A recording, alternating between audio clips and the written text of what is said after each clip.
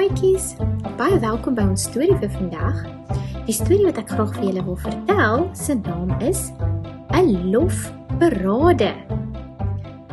Vandag se Bybelversie kom uit Lukas 19 vers 38. Geseënd is die koning wat kom in die naam van die Here. Die boodskap van vandag se storie is dat ons aanbid vir Jesus as ons lofliedere aan hom sing. Jesus en sy vriende het die stad Jerusalem genader. Skielik stop Jesus. Gaan in daardie dorp daar binne, sê hy vir sy 2 disippels. Julle sal sien dat daar 'n vel van 'n donkie vasgemaak is. Dit is nog nooit gery nie.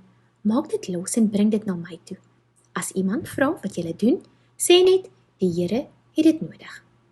Jesus het die vel nodig gehad, omdat hy op die punt was om te doen wat die profete gesê het die Messias sou doen.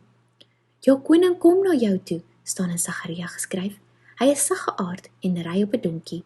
Hy is op die vel van 'n esel. In daardie dae het konings met groot perde in stede gery. Hulle wou hê dat almal moes weet wie hulle is.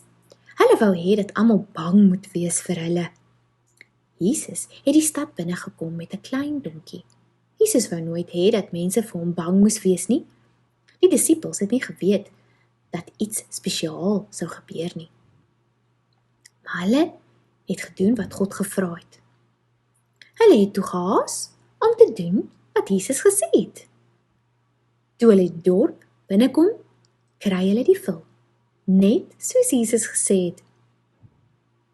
Toe hulle dit losmaak, vra die eienaar, wat doen julle? Die disippels antwoord, die Here het dit nodig, net soos Jesus gesê het. Een van hulle het die vel na Jesus toe gelei. Daar was nie 'n saal nie, en die disippels het die vel nader gebring. Die pad na Jerusalem was druk en besig. Vaders het hulle kinders op hulle skouers gehou, sodat hulle Jesus kon sien. Mammas het op hulle tone gestaan om te kyk. Daar was mense wat Jesus genees het, mense wat blind, doof, siek en krepeel was. Die mense begin hulle jasse op die pad uitsprei, om vir die vel 'n plek te gee om te loop. Dit was wat mense destyds vir konings ook gedoen het. Die volk het begin skree, seën die koning wat kom in die naam van die Here, seën die koning wat in die naam van die Here kom. Die mense het weer en weer geskree en lofliedere vir Jesus gesing. Sommige van die godsdienstleiers het toegekyk. Hulle het geweet dat die mense Jesus die Messias noem. En hulle het nie daarvan gehou nie. Julle, skree hulle van die kant van die pad af. Sê vir die mense, hulle moet ophou om hierdie dinge te sê. Rabbi, sê vir hulle maak verkeerd. Jesus kyk hartseer na die godsdienstleiers. Hy het geweet dat hulle nie wou glo dat hy regtig die Messias was nie.